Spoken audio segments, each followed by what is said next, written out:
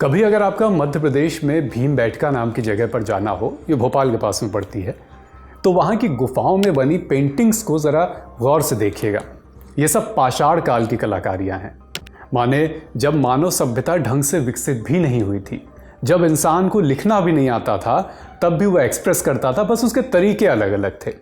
भीमबेटका छोड़िए, आप किसी छोटे बच्चे को कलम पकड़ाइए तो वो दीवार पर गोद गाद कर कुछ कहने की, कुछ लिखने की, कुछ करने की कोशिश तो करता ही है। ये सिर्फ खामखा की कलमकारी या शैतानी नहीं है, ये उनका फॉर्म ऑफ एक्सप्रेशन है।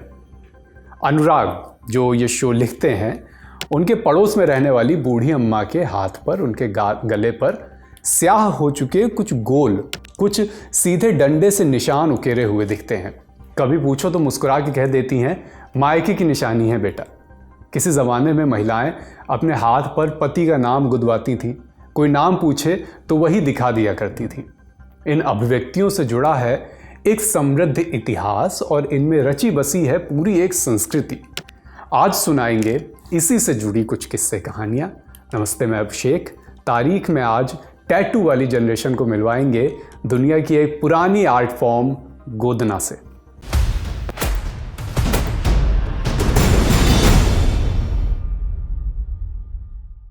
गोदना या गुदना, इसे एक ऐसी आर्ट फॉर्म जिसमें लोग अपने शरीर पर कुछ निशानियां बनवाते हैं। सिंपल शब्दों में एक तरह की प्राचीन और पारंपरिक टैटू की कला। गोदना को छत्तीसगढ़ में महिलाओं के शरीर पर स्थायी चित्रण के तौर पर जाना जाता है, जिसका मतलब होता खोदना या उकेरना। ये स्किन की परत कुरेद कर स्याही डालकर पैटर्न बनाने की प्रक्रिया है। ये कला मुख्य रूप से गोंड, बैगा, धानुक, मुंडा, रबारी समेत कुछ और जनजातियों में भी काफ़ी प्रचलित है।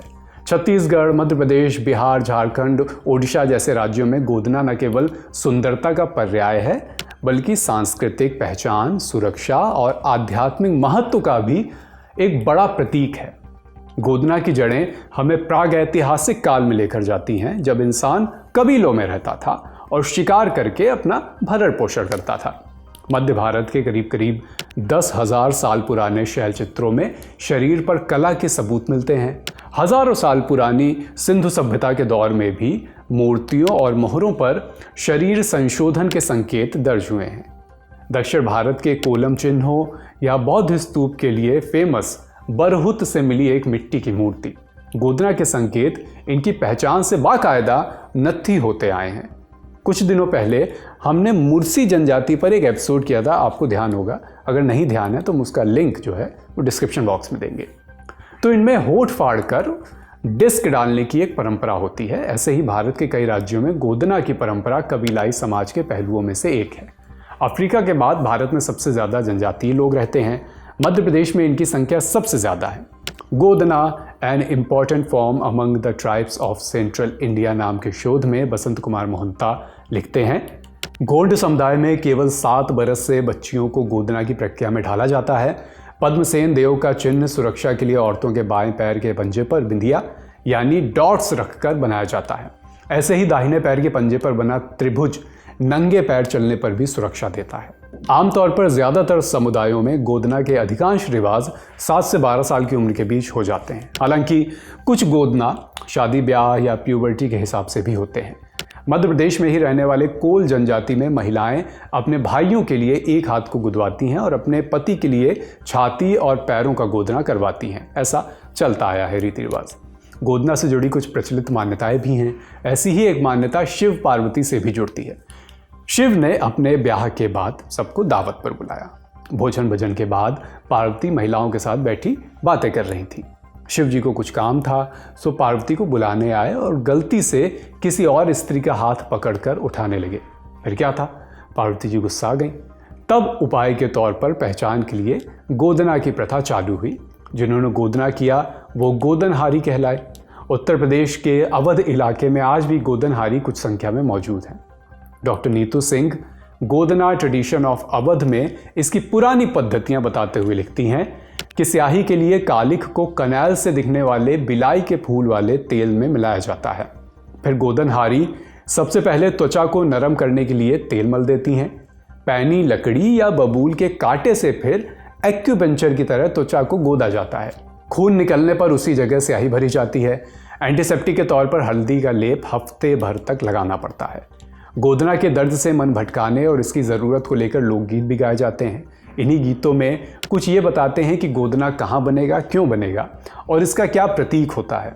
जैसे कि एक गोल गोदना जिंदगी और मौत का चक्र बयान करता है, तो कोई बिच्छू के जैसा मार्क पॉइजनिंग से बचाव करता है। ऐसे ही त्रिकोण स्त्री शक्ति का, मछली उर्वरता का, सूर्य सुरक्षा का सिंबल होता है। लेकिन ये सिर्फ कल्चरल आइडेंटिटी का सिंबल भर नहीं है।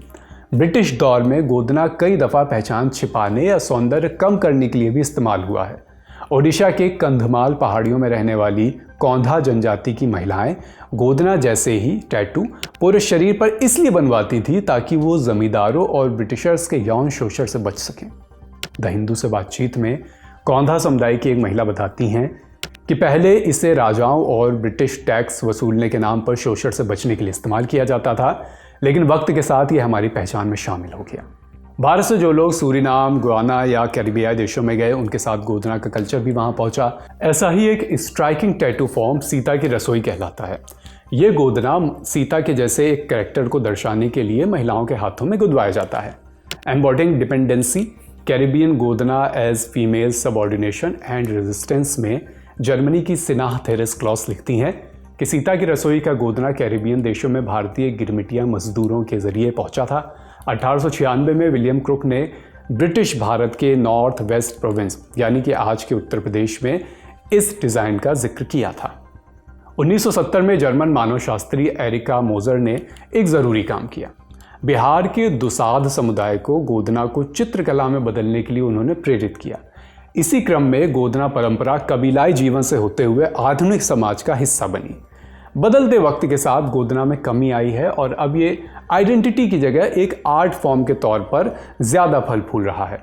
ऐसी ही एक पहल बस्तर यानी छत्तीसगढ़ के जंगलों से ऑनलाइन मार्केट तक जगह बनाती हुई दिखाई देती है। वहीं दूसरी तरफ बिहार के मिथिला से दुसाध समूह की महिलाएं अब इसे कपड़े और कागज़ों पर उतार रही हैं। अरुणाचल के आपातानी कबीले से लेकर गुजरात के गांवों में रहने वाली जनजातियों तक लोगों के माथे पर या हाथों पर आज भी आपको ऐसे टैटू बने हुए दिख जाएंगे। इस दौर में अलग अलग तरह के टैटू लगातार प्रचलित हैं। कोई संस्कृत श्लोक अपने हाथ पर या शरीर के किसी अंग पर टैटू बनवा रहा है, कोई नियो ट्रेडिशनल टैटू बनवा रहा है। ये सब आजकल कूलनेस की निशानी है। इसी का एक पैरामीटर, प्राचीन पैरामीटर गोदना भी है, जो अलग अलग आर्ट फॉर्म के रूप में हमारे आपके सामने है। तो जब इसका जिक्र हुआ तो हमने तारीख के माध्यम से इसका इतिहास और वर्तमान आपके सामने रखना मुनासिब समझा। आपको ये अंक कैसा लगा हमें कमेंट बॉक्स में बताइए। यह अंक तारीख का लिखा है हमारे साथी अनुराग ने। अब मैं ख्याल रखिए, लल्लन टॉप देखते रहिए। शुक्रिया।